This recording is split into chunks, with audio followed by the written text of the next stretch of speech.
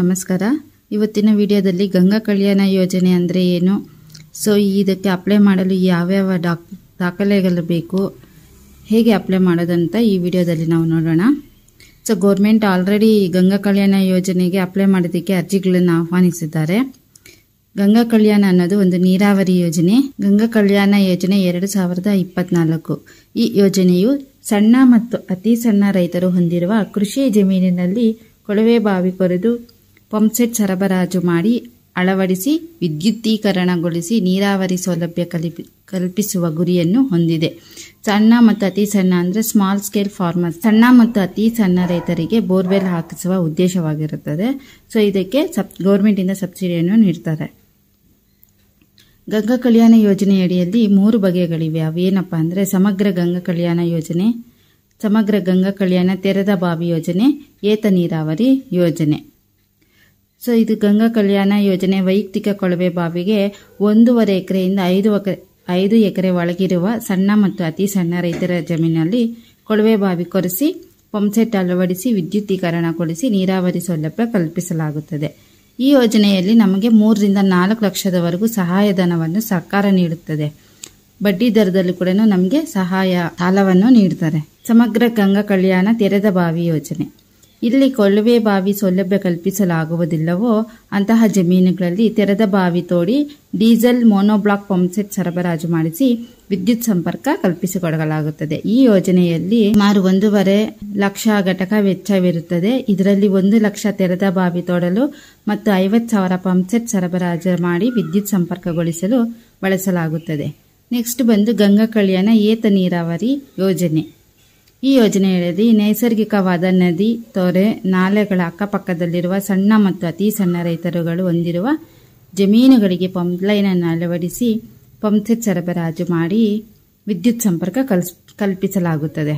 ಈ ಯೋಜನೆಯಲ್ಲಿನೂ ಅಷ್ಟೇ ನಮಗೆ 8 ಎಕರೆಯಿಂದ ಗರಿಷ್ಠ 15 ಎಕರೆ ಒಳಗಡೆ ಜಮೀನನ್ನು ಇರಬೇಕು. 9 ಲಕ್ಷ ವೆಚ್ಚದಲ್ಲಿ ಈ ಸೌಲಭ್ಯವನ್ನು ಕಲ್ಪಿಸುತ್ತಾರೆ. ಸೊ ಈ ಯೋಜನೆಯಲ್ಲಿ ಯಾವ್ಯಾವ ನಿಗಮದಲ್ಲಿ ಲಭ್ಯವಿದೆ ಅಂದ್ರೆ ಇದು ಕೇವಲ ಪರಿಶಿಷ್ಟ ಜಾತಿ ಮತ್ತು ಪರಿಶಿಷ್ಟ ಪಂಗಡ ಅಲ್ಲದಿರ ಬೇರೆ ಅದರ್ ಕ್ಯಾಸ್ಟ್ಸ್ ಕೂಡ ಇದೆ.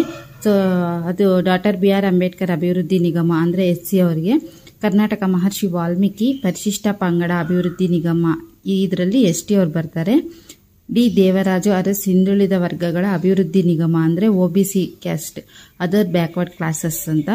ಕರ್ನಾಟಕ ಅಲ್ಪಸಂಖ್ಯಾತರು, ವಿಶ್ವಕರ್ಮ, ಬೋವಿ, ಆದಿಜಾಂಬವ, ಅಂಬಿಗರು, ಉಪ್ಪಾರ, ಒಕ್ಕಲಿಗ ಸಮುದಾಯ, ವೀರಶೈವ, ಮರಾಠ, ತಾಂಡ, ಅರೆ ಅಲಮಾರಿ, ಮಡಿವಾಳ ಇವರೆಲ್ಲಾನು ಅವರವರ ಯೋಜನೆ ನಿಗಮದಲ್ಲಿ ಅಪ್ಲೈ ಮಾಡ್ಕೋಬಹುದು. ಈ ಸೌಲಭ್ಯ ಪಡೆಯಲು ಅರ್ಜಿದಾರರಿಗೆ ಇರಬೇಕಾದ ಅರ್ಹತೆಗಳೇನೆಂದ್ರೆ ಫಸ್ಟ್ ನಿಗದಿತ ಜಾತಿಗೆ ಸೇರಿರದವರಾಗಿರಬೇಕು. ಕ್ಯಾಸ್ಟ್ ಸರ್ಟಿಫಿಕೇಟ್ ಕಂಪಲ್ಸರಿ ಆಗಿರುತ್ತೆ. ಕರ್ನಾಟಕದ ನಿವಾಸಿ ಆಗಿರಬೇಕು. ಸಣ್ಣ ಮತ್ತು ಅತಿ ಸಣ್ಣ ರೈತರ ಪ್ರಮಾಣ ಪತ್ರ ಇರಬೇಕು, ಸರ್ಟಿಫಿಕೇಟ್ ಇರಬೇಕು. ಅವರ ಮನೆಯ ಕುಟುಂಬ ಸದಸ್ಯರು ಯಾರೊಬ್ಬರು ಸರ್ಕಾರಿ ನೌಕರಿಯಲ್ಲಿರಬಾರದು. ಹಿಂದೆ ಈ ಸೌಲಭ್ಯವನ್ನು ಅವರು ಪಡೆದಿರಬಾರದು.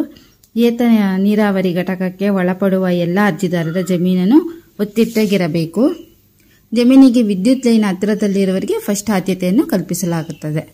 ಸೊ ಇದಕ್ಕೆ ಬೇಕಾಗಿರುವಂತಹ ದಾಖಲೆಗಳೇನೆಂದ್ರೆ 2 ಫೋಟೋಸು, ಕ್ಯಾಸ್ಟ್ ಮತ್ತು ಇನ್ಕಮ್ ಪ್ರೂಫ್ ಸರ್ಟಿಫಿಕೇಟು, ಪಡಿತರ ಚೀಟಿ, ರೇಷನ್ ಕಾರ್ಡ್ ಇರುತ್ತೆ, ಗುರುತಿನ ಚೀಟಿ ಅಂದ್ರೆ ಆಧಾರ್ ಕಾರ್ಡ್ ಆಗಿರಿ, voter card, PAN card, bank passbook, ಇತ್ತೀಚಿನ ಪಹಣಿ ಅಥವಾ RTC ಇಲ್ಲ ಭೂನಕ್ಷೆ ಅಂದ್ರೆ ಲ್ಯಾಂಡ್ ಮ್ಯಾಪ್, ಕೃಷಿ ಪಾಸ್ ಪುಸ್ತಕ, ಸಣ್ಣ ಮತ್ತು ಹಿಡುವಳಿದಾರ ಪ್ರಮಾಣ ಪತ್ರ, ನೀರನ್ನು ಉಪಯೋಗಿಸಲು ಪರವಾನಗಿಯನ್ನು ಸಂಬಂಧಪಟ್ಟ ನೀರಾವರಿ ಇಲಾಖೆಯ ಕಾರ್ಯಪಾಲಕ ಅಭಿಯಂತರರಿಂದ ಪಡೆದು ಸಲ್ಲಿಸುವುದು. ಅಂದ್ರೆ ವಾಟರ್ ರಿಸೋರ್ಸ್ ಮ್ಯಾನೇಜ್ಮೆಂಟ್ ಡಿಪಾರ್ಟ್ಮೆಂಟ್ ಏನಿರುತ್ತೆ ವಾಟರ್ ರಿಸೋರ್ಸ್ ಅವ್ರ ಹತ್ರ ಒಂದು ಲೈಸೆನ್ಸ್ ಅನ್ನ ತಗೋಬೇಕು. ಇದಕ್ಕೆ ಲಾಸ್ಟ್ ಡೇಟ್ ಯಾವಾಗ ಅಂದ್ರೆ ವೀರಶೈವ, ಅಂಬಿಗರ ಚೌಡಯ್ಯ, ಒಕ್ಕಲಿಗರು, OBC ಕ್ಯಾಸ್ಟ್ಗೆ, ವಿಶ್ವಕರ್ಮ, ಅರೆ ಅಲೆಮಾರಿ, ಮಡಿವಾಳ, ಮರಾಠ, ಉಪ್ಪಾರ, ಮಹರ್ಷಿ ವಾಲ್ಮೀಕಿ ಇವರಿಗೆಲ್ಲಾನು ಸೆಪ್ಟೆಂಬರ್ 15 ಲಾಸ್ಟ್ ಡೇಟ್ ಇರುತ್ತೆ.